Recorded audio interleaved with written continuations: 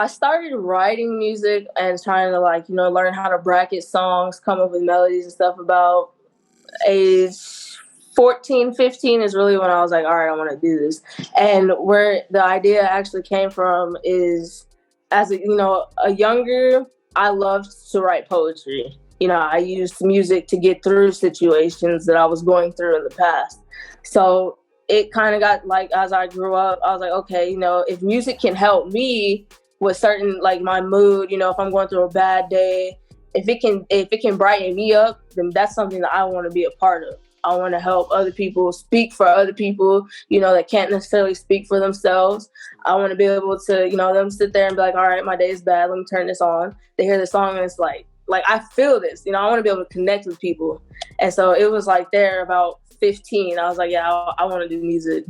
The more, kind of like that I've been an artist, the more I've been able to open, because at first, harmonizing, I would not do. I was too nervous. I was like, I don't know if my voice can do that. Like, what if I crack?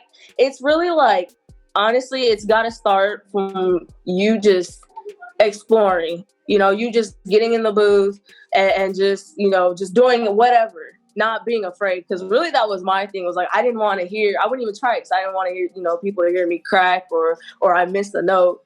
But after a while, I was like, I started hearing other music with people harmonize, and I was like, I gotta do that, especially as an artist. Sometimes you can hear when your songs are missing something, and a lot of mine were just missing the harmony. I needed to add that, so I got comfortable in my own place. I started doing that, and now it's all progress, really. You got to start from somewhere.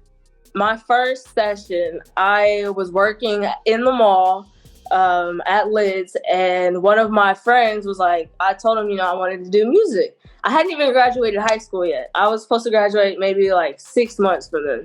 And he was like, well, my friend, he works across at Zoomies. He's a producer. I was like, oh, okay. So his name is Plattis, and he's signed to Internet Money. That's his label.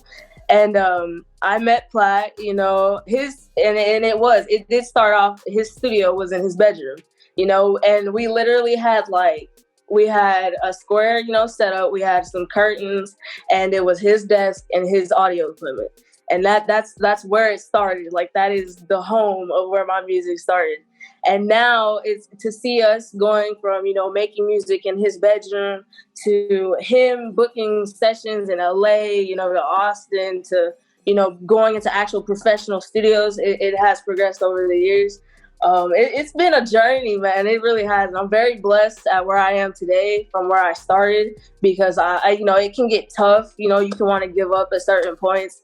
And it's like, all the times that I thought about doing it, if I would have done it, I would have never reached where I am today. I would have never met the people I work with today. So you just got to keep going and keep going. Even if you don't see progress at first, I promise you, if you just put your all into it, it's going to get better. Collaborating, meeting other artists, being in another environment with artists, because it is hard to progress as an artist when you're not around any others to learn from.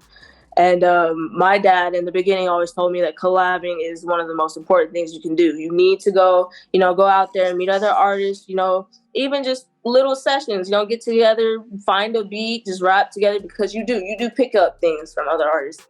And so for me, it was definitely that I was getting out there more, I was hearing different sounds, because I come from a small town. So there's really not a lot of artists here where I'm from. But like when I went to L.A., man, so many different types of just music I'd never even heard of, ideas, just crazy things. So collabing is definitely one of the top ones.